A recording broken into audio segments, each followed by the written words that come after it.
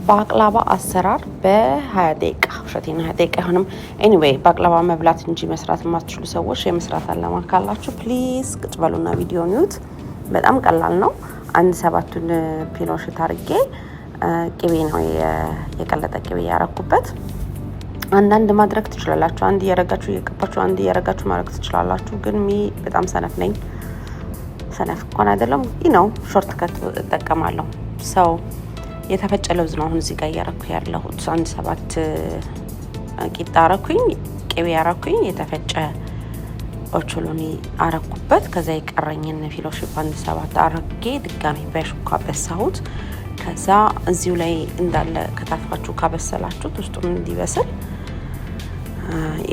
ቆንጆ ይሆናል። ቶሎም እንዲበስል እንደዚህ አርጌ ከታተፈውና በምፈልገው ቅርጽ መጠን ከዛ የቀለጠ ገበታ ቅቤ ጨምርበታለሁ እና አዳርሰዋለሁ። በዚህ ሰዓት ኦቨኔ የጋለ ነው። 350 አድርጌ 25 ደቂቃ መሰለኝ ያበሰልኩት። እያያችሁ አብስሉ። ከዛ ኦቨን ውስጥ ከትቼ ባቅላባ እየበሰለ እያለ እዛው ላይ ሲረፕ ሰራለሁ ማለት ነው። ሲረፕ ሲሰሩ ዋነኛ ሲረፕ ለመስራት 1 ኩባያ ስኳር ካረጋችሁ 1 ኩባያ ውሃ ሁሌ አንዳንድ እጅ አርጉት። አንዳንድ እጅ ካረጋችሁት መጠኑ የተስተካከለ ነው። ቫኒላ አረኩ፣ ቀረፋ አረኩ፣ የተፈጨ ለውዝ አረኩኝ። እስኪፈላ እጃችሁን አታቁሙ። እሳቱን ብዙ አታብዙበት።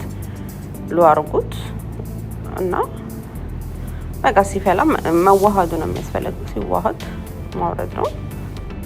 ከዛ ከኦቨናችሁ የበሰለውን ባቅላባ አውጥታችሁ ሲረፑት ትደፉበታላችሁና እኩል ታነካኩታላችሁ። ላይ እኔ በጭልፋ አድርጌ በደንብ ሁሉም ላይ እንዲደርስ ነው ያደረኩት።